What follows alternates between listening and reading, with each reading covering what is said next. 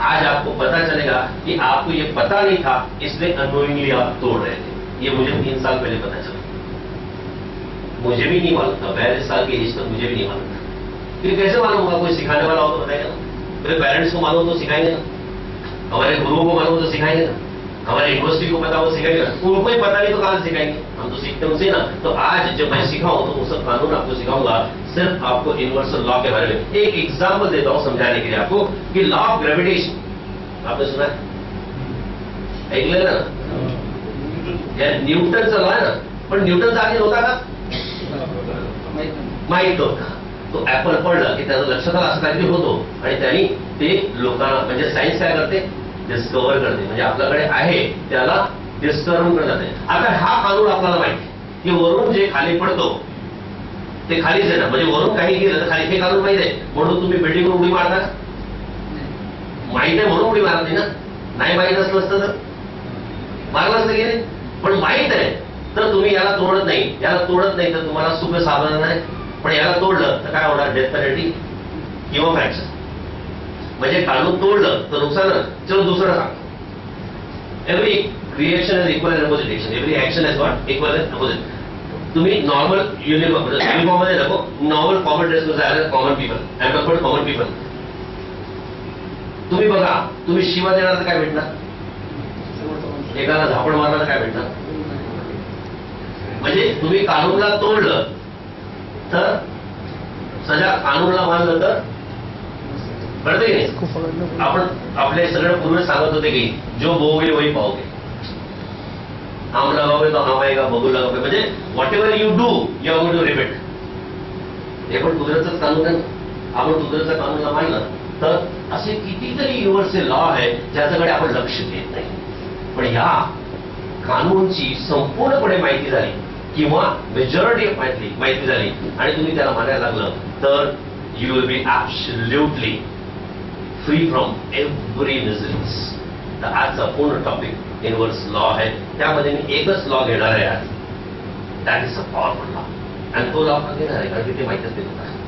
त्याने नॉलेज दिनच लागून देतात. ड्रायव्हिंग मला माहिती आहे की मला ड्रायव्हिंग येतो, ही एक नॉलेज आहे. दुसरं एक नॉलेज आहे की मला माहिती आहे मला येत नाही. I know that I don't know it. असं एखादा एक्झाम्पल, प्लेन चालू शकत नाही. Very good. की मला माहित आहे प्लेन उडतो पण मी पायलट नाही, म्हणजे मी प्लेन चालू शकत नाही. पण तिसरा 90% ब्लॅक होल आपल्याकडे आहे. 90% knowledge we don't have is what you know. We don't know that what we don't know. मलाच माहित नाही की मला काय माहित नाही. असं काय एक्झाम्पल आहे? We don't know that we don't know it.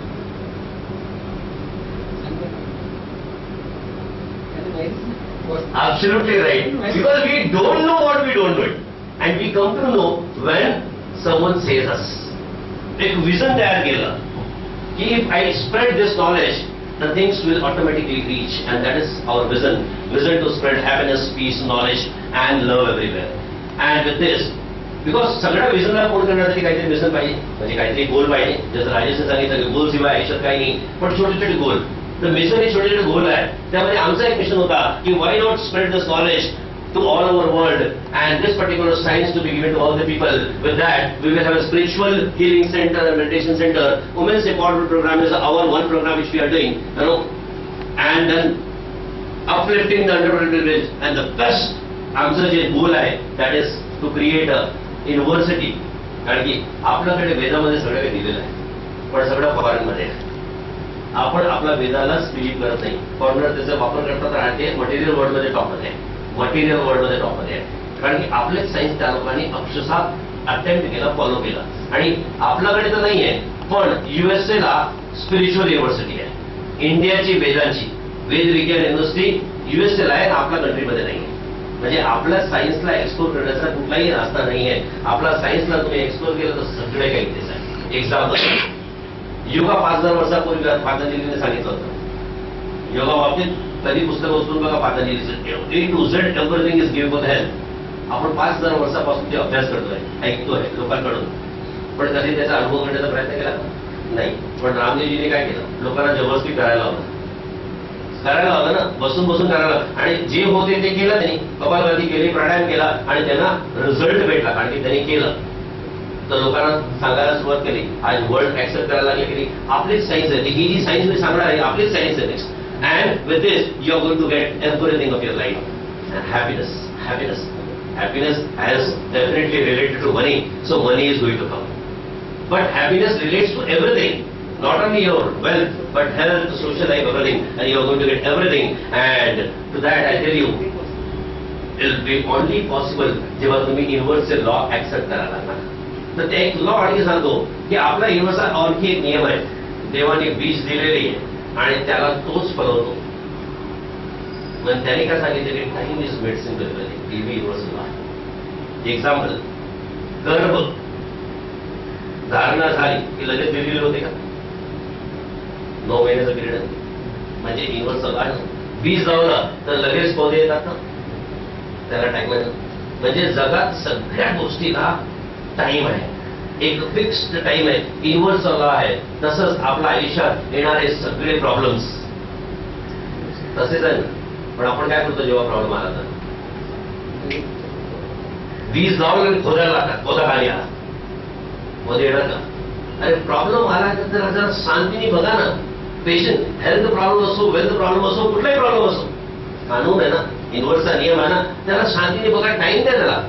It is going to go. आणि म्हणून पूर्वज लोकांनी नियम बनवलं होतं ना की माणूस गेला की तेलवी बनवायची 40 वर्षाचे का. त्याचा मागे उद्देश काय होता की 13 दिवसाचा टाइम, 1 वर्षाचा टाइम, घरचे जवळचे लोकांना तुम्ही बोलून विसरून जा. विसरता की नाही?